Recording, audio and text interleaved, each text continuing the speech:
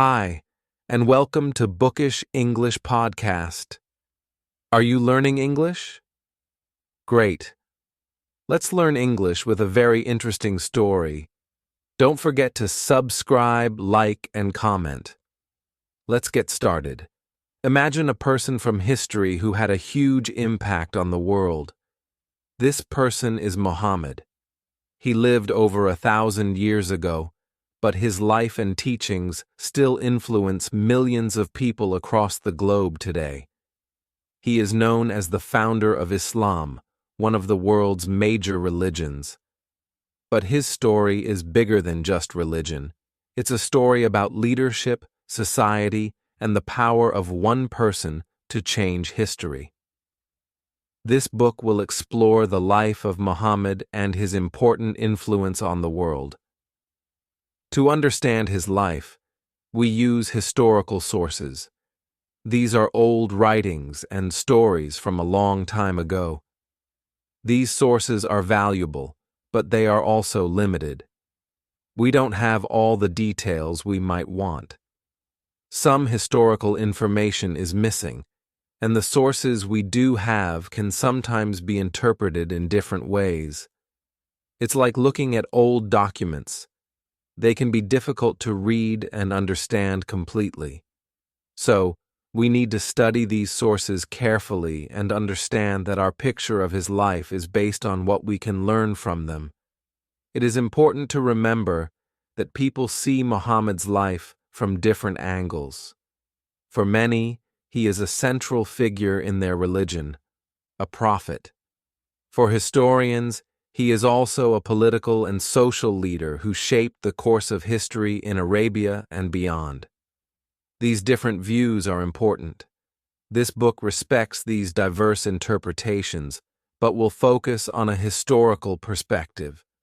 This book aims to be neutral and balanced. We will look at Muhammad's life using historical information. This means we will focus on what happened in history and why. We will not offer religious interpretations or take any specific religious viewpoint.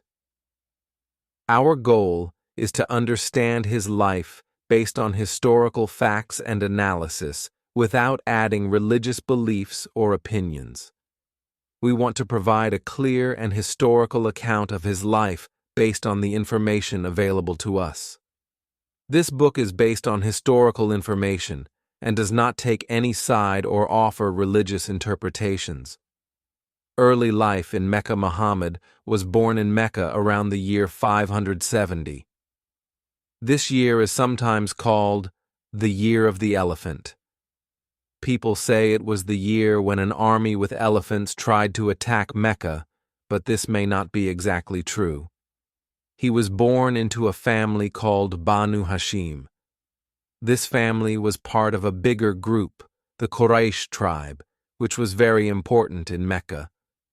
Mecca was a city in western Arabia, and the Quraysh tribe was strong there. Muhammad's family, Banu Hashim, was respected, but maybe not very rich. When he was young, Muhammad's life started with sadness. His father, Abdullah, died before Muhammad was born. When Muhammad was only 6 years old, his mother Amina also died. This made him an orphan, a child without parents. After his mother died, Muhammad was looked after by his grandfather, Abdul Muttalib. His grandfather was an important leader in Mecca, but when Muhammad was 8, his grandfather also passed away. Then his uncle, Abu Talib, took care of him. Abu Talib became the new leader of Banu Hashim. Muhammad grew up in his uncle's house. Abu Talib and his brothers helped Muhammad learn. One uncle taught him skills like using a bow and arrow and fighting with swords. Another uncle, Abbas, helped him find work. Muhammad started working as a merchant. He traveled with trade groups called caravans. He went to places like Syria to sell goods. People in Mecca knew Muhammad as Al-Amin, which means the faithful or the honest one. He was known for being very trustworthy in his work. When Muhammad was 25 years old, he married a woman named Khadija. Khadija was a businesswoman and she was 40 years old. She was a rich and respected woman in Mecca. She had hired Muhammad to manage her caravans because she heard he was very good at business. Khadija was impressed by Muhammad's good work and honesty. She asked him to marry her, and he agreed. They had a strong and happy marriage. Muhammad and Khadija stayed married until she died. He did not marry any other woman while she was alive. Mecca in Muhammad's time was an important place for trade. It was also a religious center. Many people in Mecca believed in many gods. They worshipped these gods at a special building called the Kaaba. Inside the Kaaba, there were statues of different gods. However, some people in Mecca, called Hanifs, believed in only one God. Even before Muhammad started to preach his message, Mecca was a mix of different beliefs and ways of life.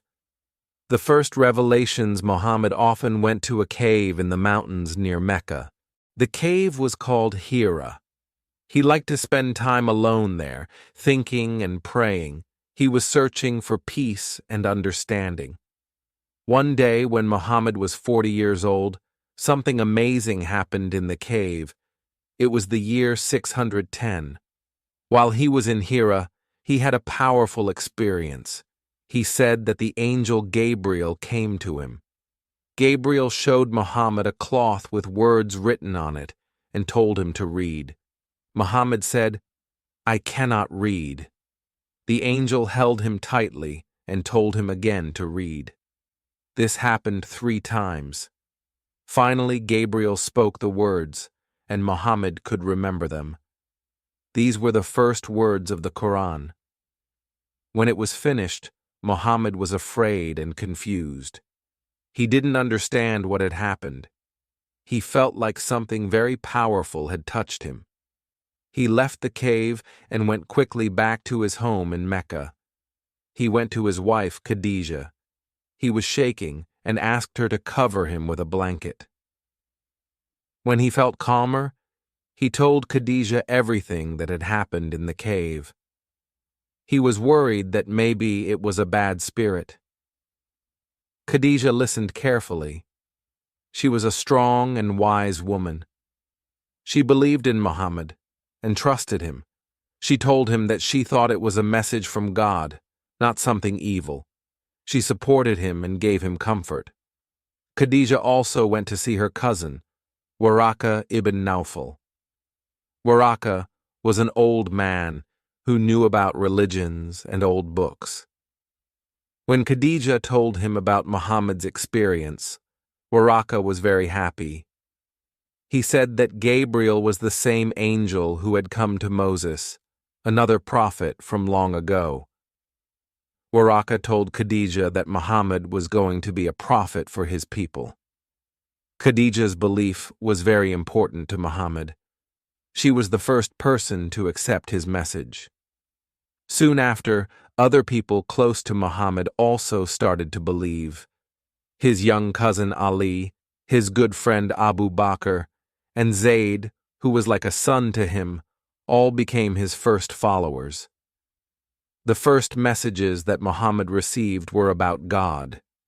They talked about one God, not many gods like the people in Mecca believed. The messages warned people about punishment if they did not believe in God, but also promised good things for those who did. It was the beginning of a new religion, Islam, and Muhammad was starting to share these revelations with those closest to him. Opposition and persecution. In the beginning, not many people in Mecca paid attention to Muhammad's new ideas, but this changed when he started to talk about their gods in a negative way. The leaders of Mecca, the Quraysh, began to oppose him. There were several reasons for this opposition. Firstly, Muhammad was saying that there is only one God, Allah. This was different from what most Meccans believed. They worshipped many gods and goddesses. Secondly, Muhammad criticized the way Meccan society worked. He spoke against some of their traditions and values. The Quraysh felt that Muhammad was attacking their way of life and the beliefs of their ancestors. They also worried about their power and status. If people stopped worshipping the old gods and followed Muhammad, the Quraysh leaders might lose their importance in Mecca. At first, the Quraysh tried to argue with Muhammad. They challenged him to show them miracles, like bringing water from the desert. But Muhammad said that nature itself was proof of God's power. They made fun of him and asked why God had not given him treasures if he was a real prophet. They even asked him to go to paradise and bring back writings from God. But Muhammad explained that the Quran itself was a miracle. When arguments did not work, the Quraysh became harsher. They started to insult Muhammad and his followers. Some people in Mecca even tried to hurt Muhammad physically. When he was praying at the Kaaba, the Quraysh also tried to bribe Muhammad. They offered him a position of power and wealth if he would stop preaching against their gods. But Muhammad refused. He said he could not stop speaking the truth, even if they gave him everything. When bribery failed, the Quraysh tried another way. They went to Abu Talib, Muhammad's uncle, who was protecting him. They told Abu Talib to stop Muhammad.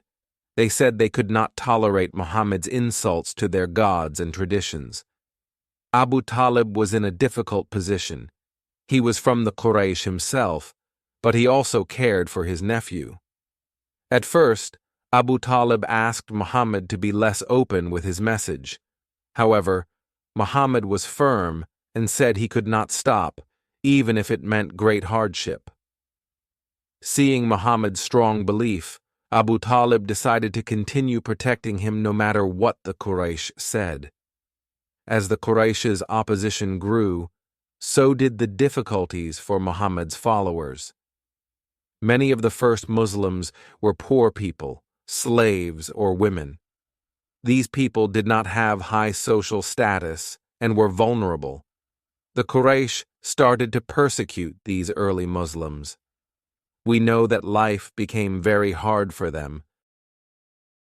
Zrania, although the exact details of this persecution are not fully clear from historical records. To escape this growing danger, Muhammad decided to send some of his followers away to a safer place. In the year 615, a group of Muslims migrated to Abyssinia, modern-day Ethiopia, which is in Africa. Abyssinia was ruled by a Christian king known for being just. Muhammad believed that his followers would be safe there.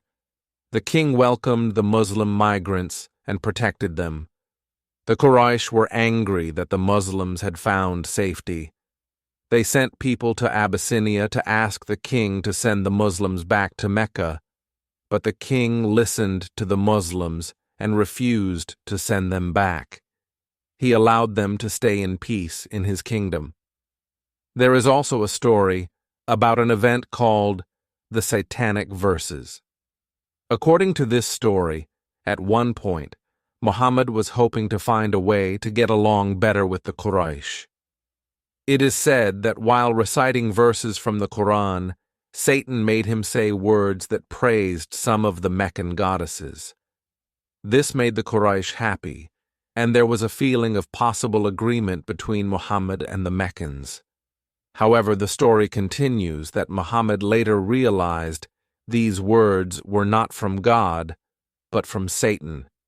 He then corrected these verses, and the Quran continued to criticize the Meccan gods. This incident is a complex topic. Some historical accounts mention it, while some religious scholars reject it, believing that a prophet like Muhammad could not be tricked by Satan in this way. It is important to understand that this event is viewed and interpreted differently by different people. Moving to Medina life in Mecca was becoming very difficult for Muhammad and his followers. People in Mecca did not like his teachings and were against them. Around this time, something very important happened to Muhammad. It is called the Isra and Miraj. Some stories say that one night Muhammad traveled from Mecca to Jerusalem in a single night. From Jerusalem he then went up to the heavens. This journey is a significant event in his life story. While things were hard in Mecca, people in another city called Yathrib, which would later be known as Medina, heard about Muhammad's teachings. Some people from Yathrib came to Mecca and met Muhammad. They were from tribes called Banu Khazraj and Banu Aus in Yathrib. They were interested in his message, and some of them became Muslims. These people from Yathrib invited Muhammad to come and live in their city. They thought that Muhammad could help bring peace between different groups in Yathrib, who were often fighting. They promised to protect him and his followers if they moved to Yathrib. This invitation was very important for Muhammad and the Muslims. Over the next few years, more people from Yathrib became Muslims. They made promises to Muhammad in meetings at a place called Aqaba near Mecca. These promises, called the Pledges of Aqaba, were agreements to support Muhammad and Islam. The people of Yathrib were ready to welcome Muhammad and his followers to their city. Because of the growing danger in Mecca and the invitation from Yathrib, Muhammad decided that it was time for the Muslims to leave Mecca and move to Yathrib. This migration is called the Hijra. It was a very important turning point. Muslims in Mecca started to travel secretly to Yathrib. Muhammad was one of the last to leave Mecca. He left with his close friend, Abu Bakr. When Muhammad and the Muslims arrived in Yathrib, they were welcomed by the people there. The city was renamed Medina, which means the city, short for Madinat al-Nabi, the city of the Prophet. In Medina, Muhammad started to build a new community. One of the first things he did was to build a mosque. This mosque was a place for prayer and also a meeting place for the community. To create a peaceful and organized society in Medina, Muhammad created a document known as the Constitution of Medina. This was an agreement between all the different groups in Medina, including the Muslim migrants from Mecca, the people of Medina who became Muslims, and the Jewish tribes living there. The Constitution of Medina set out rules for how different groups should live together, protect each other, and solve problems. It was a way to build a strong and united community in Medina. Moving to Medina was a new beginning for Muhammad and the early Muslims. It was the start of a new phase in the spread of Islam. Conflict and alliances. After moving to Medina, Muhammad and his followers faced new challenges. The people of Mecca were angry because the Muslims had left Mecca. They also took the Muslims' houses and belongings in Mecca. This started conflicts between the people of Mecca and the Muslims in Medina. One of the first big fights was the Battle of Badr. The Meccans were traveling with a trade caravan carrying goods to sell. Muslims wanted to take this caravan to get back belongings that the Meccans had taken it. In 624, a small group of Muslims, about 300 people, went to Badr to wait for the caravan. The Meccans sent an army to protect the caravan. The Muslim army was much smaller than the Meccan army. Despite this, the Muslims won the Battle of Badr. This victory was important for the Muslims and made them stronger in Medina. 1 year later, in 625, the Meccans came back to fight again in the Battle of Uhud. This time, the Meccan army was bigger. At first, the Muslims were winning, but then some Muslim soldiers did not follow orders. Because of this, the Meccans won this battle. Many Muslims were hurt or killed in the Battle of Uhud. It was a difficult time for the Muslim community in Medina. There were also Jewish tribes in Medina. At first, Muhammad tried to live peacefully with them. He made an agreement called the Constitution of Medina, which said that everyone in Medina should live together peacefully. However, some Jewish tribes did not keep this agreement. One Jewish tribe, Banu Qaynuqa, had a problem with a Muslim woman in the market. After this, Muhammad asked the Banu Qaynuqa tribe to leave Medina. Another Jewish tribe, Banu Nadir, was also asked to leave Medina later because of disagreements. The biggest attack on Medina was the Battle of the Trench in 627. The Meccans, with help from other groups, brought a very large army to Medina, about 10,000 soldiers. The Muslims in Medina were much fewer, only about 3,000. To protect Medina, the Muslims dug a big trench around the city. This idea came from Salman, who was from Persia. The Meccan army could not cross the trench easily. They tried to attack for 2 weeks, but they could not get into Medina. Finally, the Meccan army had to go back home. This battle was a victory for the Muslims because they successfully defended Medina. After the Battle of the Trench, there was another Jewish tribe in Medina, Banu Qurayza. During the battle, this tribe did not help the Muslims and seemed to be helping the Meccans. After the Meccans left, the Muslims attacked the Banu Qurayza tribe. After a long fight, the Banu Qurayza tribe surrendered. In 628, Muhammad and his followers wanted to go to Mecca for pilgrimage, which is a religious journey. They went to a place called Hudaybiyah, near Mecca. The Meccans did not want them to enter Mecca. After some talks, Muhammad and the Meccans made an agreement called the Treaty of Hudaybiyah. This treaty was for 10 years of peace between the Muslims and the Meccans. It also said that Muslims could come to Mecca for pilgrimage the next year. Even though some Muslims were not happy with this treaty, it was an important step towards peace and later victories. Triumph and return. After years of conflict, the time came for Muhammad to return to Mecca. In 630, he gathered a large army of around 10,000 Muslim soldiers. They marched towards Mecca. The people of Mecca knew they could not fight such a big army, so they decided not to resist. Muhammad entered Mecca without much fighting. This event is known as the Conquest of Mecca. He showed he was in control of the city. Instead of seeking revenge, Muhammad declared an amnesty. This meant he forgave most of the people of Mecca for their past actions against him and the Muslims. However, a few people who had been very cruel or caused a lot of trouble were not forgiven. One of the first things Muhammad did in Mecca was to go to the Kaaba. The Kaaba was a very important building in Mecca, and it contained many idols, statues of gods that people in Mecca used to worship. Muhammad and his followers destroyed all these idols inside and around the Kaaba. This was a symbolic act, showing that Islam was now the main religion in Mecca, and the old gods were no longer important.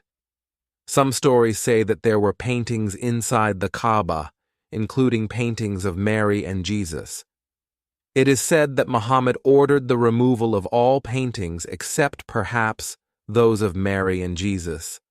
However, other accounts say all pictures were removed. After the conquest of Mecca, Islam started to spread more quickly across Arabia. Many tribes who had previously been against Muhammad now saw his power and decided to accept Islam. One of the important tribes that initially opposed Muhammad after the conquest of Mecca was the Hawazin. They gathered their forces to fight the Muslims. Muhammad led his army to meet them in the valley of Hunain. The Battle of Hunain was initially difficult for the Muslims, by the Hawazin army. However, in the end, the Muslims won the battle. They captured many prisoners and goods. After Hunain, Muhammad focused on the city of Taif, another city that had been unfriendly to him. He besieged Taif, meaning he surrounded the city to stop people and supplies from going in or out. The siege of Taif lasted for some weeks, but the Muslims could not get into the city because it had strong walls. Eventually, Muhammad decided to stop the siege and return to Medina. Later, the people of Taif understood that Islam was becoming very powerful in Arabia. They realized that it was better to join the Muslims than to fight them, so they also accepted Islam. In 630, Muhammad also led an expedition to Tabuk, a place in the north near the Byzantine Empire. The reason for this expedition is not entirely clear. Some say it was to respond to a possible threat from the Byzantines or to show Muslim strength. Muhammad gathered a large army for this expedition as well. They marched to Tabuk, but they did not meet any Byzantine army there. However, Muhammad made agreements with some local leaders in the area. These leaders agreed to accept Muslim rule and pay a tax called jizya. This expedition showed Muslim power in the northern parts of Arabia too. Finally, in 632, Muhammad performed his farewell pilgrimage to Mecca. This was his last pilgrimage and is very important in Islam. During this pilgrimage, Muhammad gave a famous sermon to a huge crowd of Muslims. In this sermon, he taught them important principles of Islam. He spoke against usury, which is charging too much interest on loans. He also spoke against vendettas, which are cycles of revenge killings between families or tribes. He emphasized the brotherhood of all Muslims and reminded them of the importance of their faith. He also confirmed the Islamic lunar calendar. This farewell pilgrimage and sermon are seen as a summary of Muhammad's teachings and a guide for Muslims. After this pilgrimage, Muhammad returned to Medina, marking the end of his major travels and military campaigns. Final days and legacy. In his last days, Muhammad became ill. He had a bad headache and felt weak. He stayed in the house of his wife Aisha. People were worried about him. He led prayers for some time, but then became too weak. During his illness, he gave advice to his followers. He reminded them to be kind and just. Muhammad died on June 8, 632, in Medina. He was about 62 years old. His death was a big loss for the Muslim community. He was buried in Aisha's house in Medina. Later, the Prophet's mosque was built around his burial place. Today, many Muslims visit his tomb in Medina. After Muhammad's death, there was a question of who would lead the Muslim community. Some people thought Ali, Muhammad's cousin, should be the leader. Others thought Abu Bakr, a close friend of Muhammad, should lead. Eventually, Abu Bakr became the first leader, called Caliph. This was the start of the Caliphate. Muhammad's actions and teachings had a big impact. During his life, most of Arabia became Muslim. After his death, Islam continued to spread quickly. In a short time, Muslim armies conquered large areas. They took lands in the Middle East, North Africa, and Persia. This was the beginning of a large Islamic empire. Muhammad's legacy is very important in history. He united many Arab tribes under a new religion. His teachings shaped a new culture and civilization. His message of one God and a just society had a lasting influence on the world. Even today, billions of people follow Islam, the religion he started. Hey there, just a second before you go. If you learned something new today, please give this video a like, write your thoughts in the comments, and subscribe to the channel. It only takes a second, and it really helps to create even better English videos for you. Your support means the world. Thank you.